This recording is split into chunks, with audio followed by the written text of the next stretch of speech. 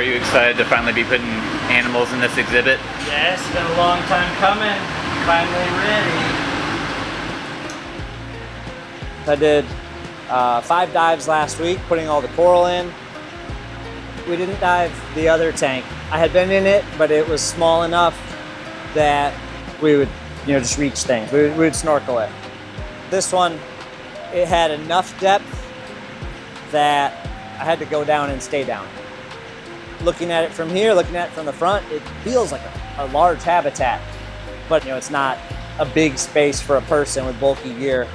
So I had to just tiptoe very carefully through everything.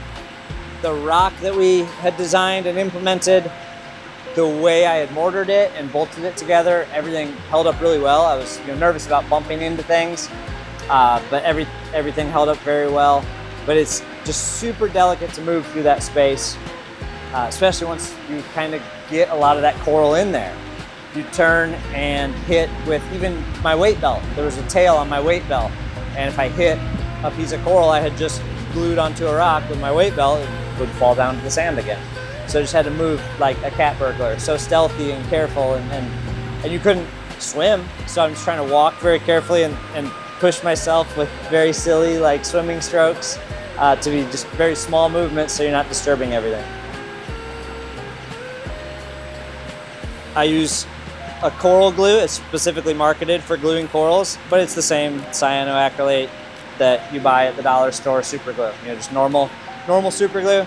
I use a thick one, a gel, so it doesn't just run all over the place. But you'll take that cut base of the coral, put some of that super glue on it, and then put it on the rock where we want it. Hold it for long enough so that it sets up, and there it goes. I love how it looks, how it's come together, and I just can't wait to see what it grows into over time. Most of the corals I have here have very defined polyps that are kind of big. So right now, a lot of these individual colonies of coral, I have cut the skeleton and spread them apart so they have more room to grow. Once they start filling those in, we're going to end up with some huge colonies of coral, where right now there's 10 individual polyps on a rock. Once that fills in and becomes 100 polyps, it's going to look really filled in. So we will get to the point where it's just completely full. Over the weekend, this past weekend, I had our aquarist from our animal care facility where the fish quarantined. He packed up all the fish and brought them in, and we moved the fish in just this past weekend. So fish are in, coral's in. There's a little more of both to go, but we're pretty well full right now. Something I was really excited to do, and they're looking good. They're going to look even better as they grow. There's a little fish called an ornate angel. I've always called them a Bellis angel. They are one of the mid-size angels. They get maybe 5 inches long. Reasonably hard to find fish, so I was able to source a school of 5 of them. Right now it's 5 females, but with the angels, the biggest one will become the male.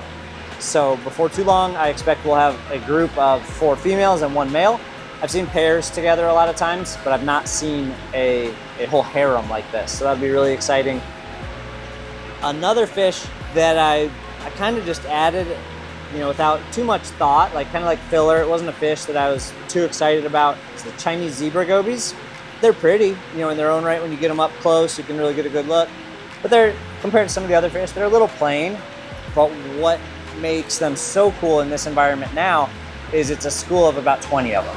They're sticking together, they're displaying to each other. The males are trying to show off to the other males, to be the boss of their little school.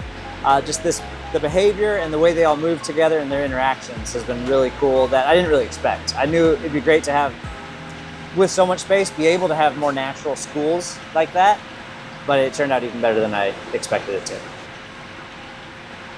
Through the front window, everything looks perfect. It's awesome. But I still have a few more things to move. Maybe today or tomorrow I have some long spine urchins that are going in. They're ready to come over. I just need to bring them over and acclimate them.